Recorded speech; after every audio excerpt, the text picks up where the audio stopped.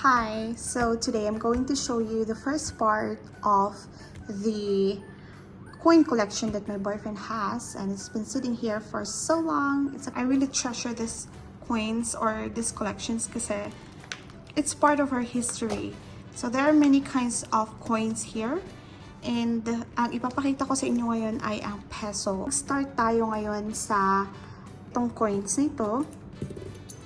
Okay, kung makikita nyo siya, parang maliit lang, pero kung i-compare natin siya sa bagong coins ngayon, ang laki-laki niya compared sa mga bagong coins ngayon.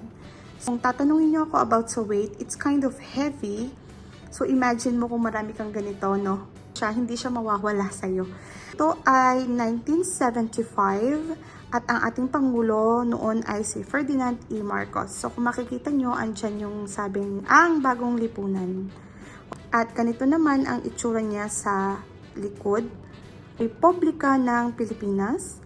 And it says 5 piso. So, meron siyang 3 star and a sun. And a lion. Lion ba yun? Tsaka eagle. Parang yun yung mga symbols na nakikita sa mga pera natin before.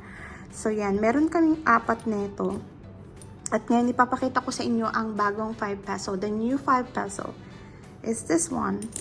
At kung i-compare natin, sobrang laki ng difference niya, no? Yan. Mukha lang siyang maliit, pero pagka nakikita mo siya in person, it's kind of big talaga. So, yeah. Yan ang ating 5 peso before. Napakaganda po talaga.